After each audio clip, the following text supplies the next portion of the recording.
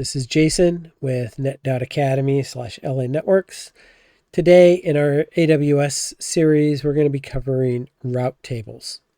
A few housekeeping items first. I want to thank you for joining us today. If you are enjoying the content we're producing on this AWS series or any of the other content that we've produced, why not give us a thumbs up and perhaps subscribe to the channel. If you'd like to be notified when we upload new information, go ahead and click the bell icon. Also, the whole point of net.academy is to build a community for network engineers. So please feel free to just check in on the comments. Let us know, is this of interest? Is it not? What differences do you want to see? What are new sessions you want to see? You can also email me. If you go to the first video in this series, you'll see my email right on the screen. Please feel free to email me. With that said, let's hop right into today's topic. So the route table is a VPC level construct. That means it potentially spans all availability zones within a region. It can, however, be constrained in scope to one or more AZs within a region. So you can constrain it down to the AZ level if you want or have a need. The first thing I will point out is when you first build a VPC or instantiate a VPC, a default or what we call main routing table will also be created with that VPC. That's just a default behavior in AWS. I don't know of any way to turn it off. And every route table, and we're going to go through examples where we have single route tables, where we have multiple route tables today, but every route table will always be pre-programmed with the CIDR block from the VPC. And it's going to point to an object of local. That basically just means, in this case, anytime you're trying to go to 10.1.0.0/23, anything in that /23, send it to the intrinsic router. That's all it's really saying. By local, we mean intrinsic router. So you can, by the way, explicitly associate a subnet with a routing table. And this is a common recommendation. It's my first recommendation. I want you to explicitly associate your subnets with routing tables, right? This gets to my second recommendation and that main routing table we talked about earlier. The reason it's called the main routing table is anything that is not explicitly associated to a routing table is implicitly associated to the main table. So I recommend that you never use the main routing table. It's that implicit association that tends to concern me. I get worried that people might not want routing behavior to happen in a particular subnet, at least not outside the VPC. And so they think, oh, I just won't associate it with any routing tables, not realizing that that implicitly associates it with the main table. And if you're using that main table to get, say, to and from the internet or to and from your on-prem or something like that, that means that you're now sending traffic to and from that subnet that maybe you didn't want. So always implicitly associate your subnets with a routing table and never use the main routing table. Those are two recommendations. The last item here, and it segues perfectly into the next slide, is in your static routes, your next hop will always be an object, not an IP address. Let's see what we mean. So here is a case where I have 4 subnets across 2 AZs in a single routing table. You'll see that they have the local route, which I already said isn't editable. You can't control it. You can't change it. You can't filter it. Nothing. Okay. And then I have a default route that's pointing to something called IGW. That just stands for Internet Gateway. And then I have a 10.0.0.0/8 route pointing to something called VGW.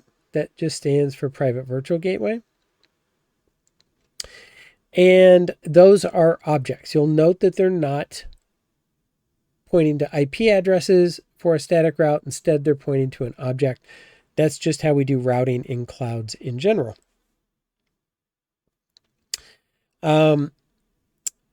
Since you can explicitly associate subnets with a routing table, you can have a decent amount of control on granularity on how routing goes. We'll see an example of that in the next slide. And if people are interested, we could look at more advanced use cases in a design session in the future. Let me know down below if that's something you'd be interested in seeing. Another thing to consider is there is no concept of equal cost multipath routing or ECMP routing in a VPC routing table, right? So I cannot, for example, have overlapping routes. I can't have two default routes and load share them, or two default routes and use something like administrative distance to prefer one over the other, but have automated failover, right? If I want two default routes, I program one, and then when I need to flip over, I remove it and program another, right? Very inelegant, but it's just the limit. Remember that this route table is basically reflecting the routes known on the intrinsic router. We talked about the intrinsic router with VPCs. That intrinsic router, by the way, can run BGP. That's the only dynamic protocol. It's basically BGP or static or connected. It can run BGP. You have very minimal input and configuration capabilities with BGP on the intrinsic router, basically an ASN, and that's it. If you're going to run BGP, you want to be very cognizant of that 100 route limit we talked about previously. If you run BGP and you send route 101, you're going to have an operational nightmare as the forwarding plane on your VPC is going to freeze up until it can kind of resolve having 100 or fewer routes.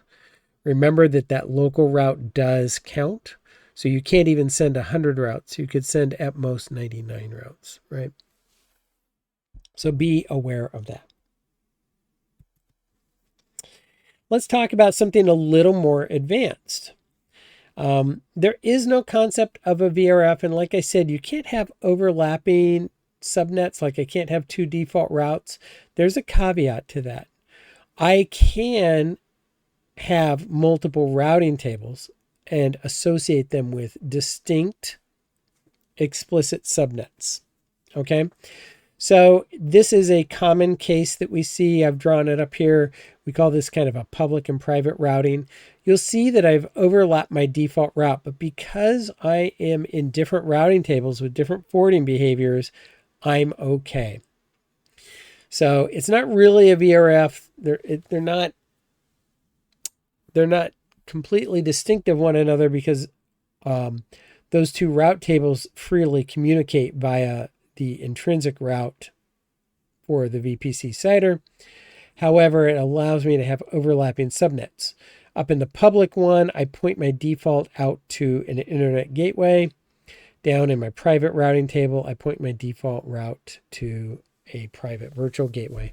I might do this if I wanted those items in the private network to come back on-prem, maybe for internet or something like that. So it's not a true VRF, but it's kind of VRF adjacent maybe, or VRF similar perhaps, however you want to think of it. And this is what I meant by granular control. You can get more granular control doing something like this. And like I said, if people are interested, we can do a more advanced routing use case for things like network appliances going into a VPC and what that might look like. Like if you have a stateful firewall or something like that, how are you going to deal with that? That about wraps it up for routing tables. We will come back and revisit this topic a few times in this series because route tables, they are so central to everything we're doing. So like I mentioned, we're going to cover gateway objects soon. That's items like the internet gateway, the private virtual gateway, the transit gateway, etc. And when we do that, when we cover those gateway objects, we're going to go back and revisit routing tables, the TGW in particular, because that's outside of the VPC. And so it has unique routing capabilities differing from the intrinsic router in a VPC. That should about do it today. As mentioned before, please consider giving us a thumbs up and a subscribe if you're enjoying the content. Consider turning on notifications if you'd like to be notified when we upload new content. That being said, have a great day. Need help? Call our cybersecurity team and book a consultation with us today.